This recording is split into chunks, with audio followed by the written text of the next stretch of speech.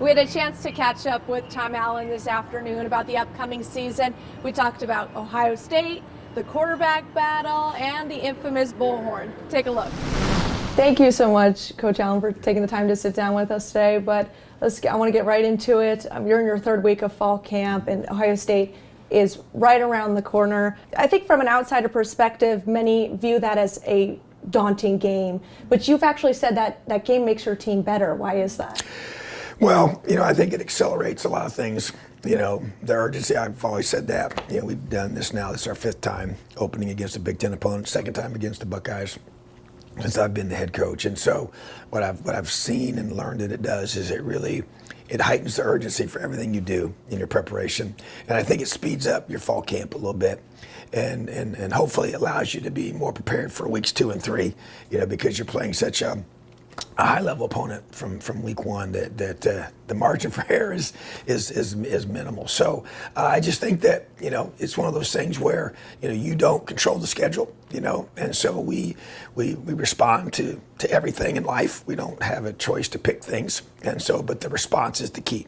So how it drives you to accelerate what you do, I see that as a true benefit, So the challenge is you're playing a team that you make, a mistake, which sometimes happens early in the year, with you have some new position guys that the exposing of that mistake is heightened, so that's the challenge. You and Ryan Day are in a similar situation in a sense of you both have 2 young guys up for the quarterback position, but from a coaching perspective, what goes into preparing a young QB for going up against one of the top defenses in the nation?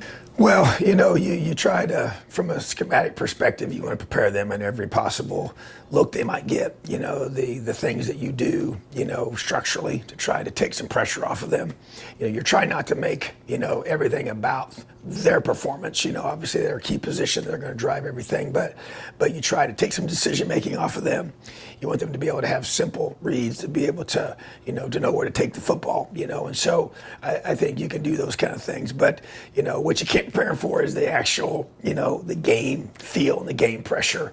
You got to live it, you got to experience it, so, and we got 2 guys that haven't had much of that collegiately, so I think that's, you're going to have to just learn as we go in that regard, and you're going to find out what a guy's really made of and how he responds to, when things happen in a really fast speed, which is what you're going to see on September 2nd. Yeah, and speaking of new faces getting adjusted, you have around 40 new faces to your team, mix of transfers, high school recruits. What's the level of buy-in from these guys been like? It's been really good, from everything we've done so far, which is a January off season into spring ball, and then your summer prep, and so you're trying to create as much adversity as you can, because adversity exposes, that buy-in, and obviously nothing like a season does, but I think that's where it's really truly tested, is when things don't go your way as a new guy, and it's easier for a guy that's been here, I think, to be able to withstand those adverse moments, and maybe you're not getting to play as much as you want to play, or the game doesn't turn out the way you want it to turn out. How do you respond to that adversity? Or you get an injury or different things. So, but I do think when you recruit guys that fit you, which is what we've done, whether they're from high school or in the portal, that's the goal. And the fit, I think, accelerates the connection that the team has, and also allows you to be able to withstand those adversities you're going to face. So, but I think just like with the young quarterbacks, until you get thrown in the fire, you gotta, we'll find out how the team's going to handle it. But at the same time, we've really done a lot of things to build that team and build that connection. The transfer portal has really altered the way that college football is seen. How do you prepare for a team now versus maybe how you did in the past? Well, you have to really rely, we're now watching maybe a kid from another college, film, which is never did that in the past, and so, especially these early games, when you have a roster that's been flipped quite a bit, and so, we've actually in the past watched a kid's high school film, if this is going to be his first start as a freshman or his first, whatever position he plays. But I think that part is different without question. But at the end of the day, once the season gets rolling, you're still watching them play in their new role with their new team, with what they're doing. But yeah, I mean, there's a long list of things that are different now than they were a couple years ago. And to switch topics a little bit to the scrimmage on Saturday, you called that preseason game number 1. Were there any specific aspects on offense or defense that you walked off the field that excited you? Well, I think that defensively, tackling, I think that's something that you always, that's that catch-22 you play with, was how much do you live tackle compared to, keeping guys healthy versus getting your team ready to tackle. That was big. And I think just as well, the execution, the assignments of our fronts, I felt like in the box area, which is in the, your O-line, tight ends, running backs, linebackers, D-line, I felt like we had good solid fits. Guys were going where they're supposed to go. I think that was positive. And I think just, I do see, in the skill positions, both sides of the ball, guys that can make plays, guys that can create things defensively and guys that can make plays offensively. So to me, those stuck out. You want to build off of that in preseason game number 2, which will be coming up here this Saturday. Just keep building till game day. I guess big picture for the rest of fall camp, what is left on the to-do list?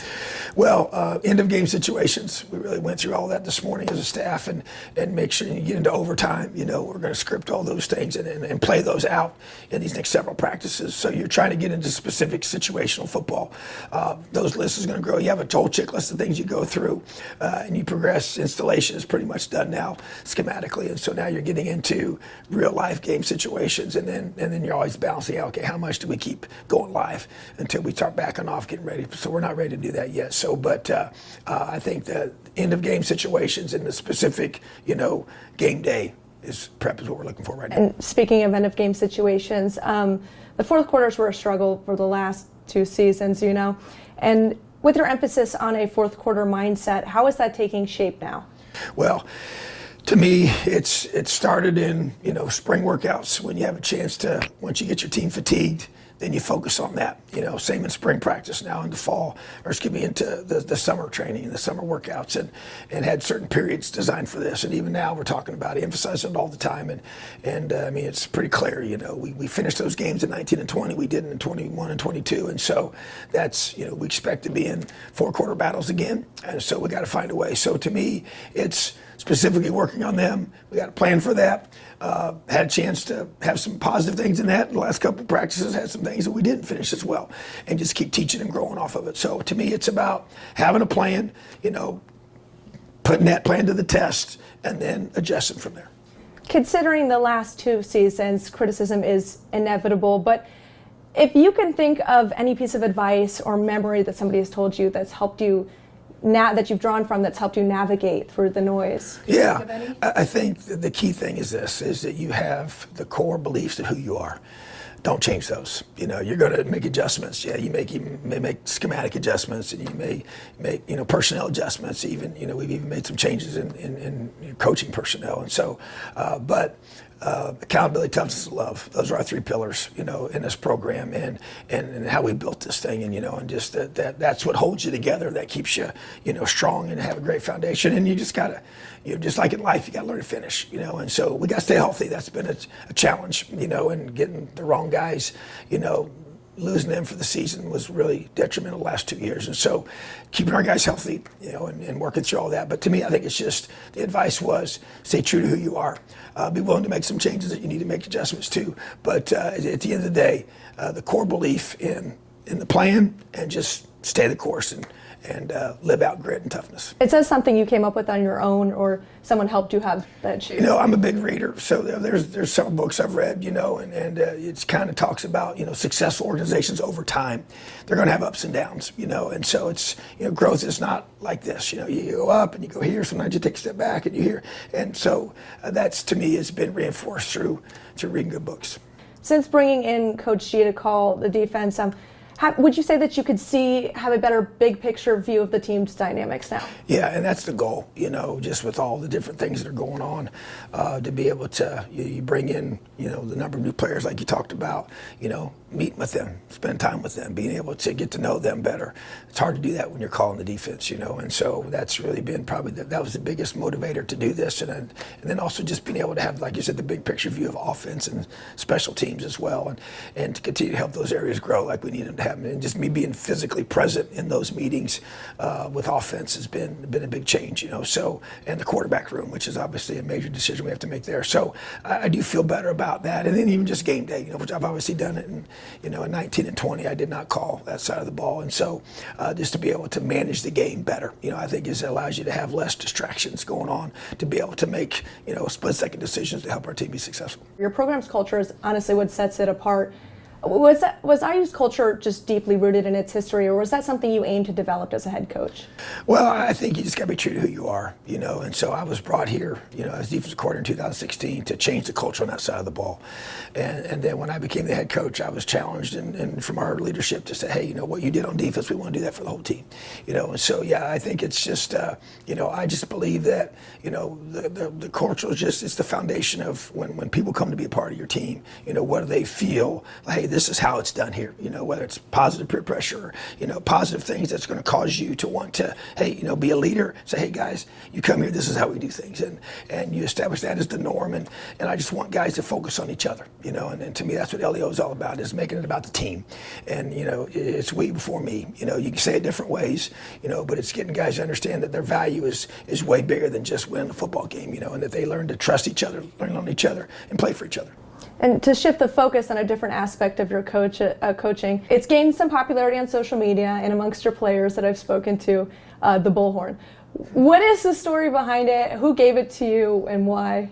Well, so, I coached with Dick Dullahan for years, Ben Davis, and he always, he was in charge of camps that he had, outside of coaching at Ben Davis and the Bishop Dullahan passing camps. So we always had the bullhorn at those. And so as a way to be able to project his voice in, a bunch of fields, a lot of things going on. And so I just started using it, and then it's kind of become a little bit of the, rallying cry when we blow that horn, when the horn goes off, and man, they just kind of know we do it at home. We would travel. I take it on road trips, in hotels, 6 a.m. I'm blowing that horn, and obviously there's people staying there that aren't with our team, but they're going to get the blowhorn and they're going to hear the horn sound. But it's kind of, it's the way. Now I say that my voice is still shot. My wife's like, why do you use the bullhorn if you're going to yell on the bullhorn? So, but it allows me to project my voice and try to save my voice a little bit, which that doesn't seem to be very effective. But seriously, I just think that it's the way for me to communicate loud and confident. I always talk about that with our guys, and then the horn just kind of gets them rolling. Another thing you do to get your message across, you have these really motivating, inspiring speeches that you make for your team. Where do you draw inspiration from to have those impactful speeches? A lot of times it's, based on what I feel our team needs, just having a good feel for, the moment and what it demands. Most of them are not scripted, but read good books. I think that's a lot of my ideas for leadership and organization, just things of, because you want to be able to, have a constant message that's consistent, but you can't say the same thing over and over again, and so to be able to, bring in different, thoughts and ideas through books and podcasts and things I like to read. I think that's a lot of it, and you get aligned with certain individuals and be able to have, a philosophy of how you want to motivate and lead. So, but I really try and find a way to connect with the guys and to get things that I can, make an emphasis with, and at the end of the day, just get them to rally about playing together. Yeah, and you talked about books a lot. If you could give me one book recommendation, what would it be? I really love what John Gordon does from a leadership perspective, and so One Truth is a book, my most recent book. I actually used several things from there for fall camp.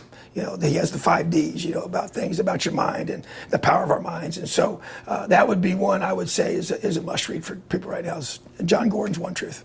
You have 17 days until Hoosier Nation packs the rock. What's the message you want them to know about your team this season? Just a group full of passionate guys who are going to play their hearts out, So come support them and just be there for us. And our guys are going to play really, really hard. And we obviously have a great opportunity to play a great home slate. A bunch of teams to come here and watch us compete at a high level and support these guys. And we're going to play hard and we're going to represent Indiana in a first-class way. Well, thank you so much for your time and taking the time to talk with IUSTV. Really appreciate it. Ready to watch the season. Go Hoosiers. LEO.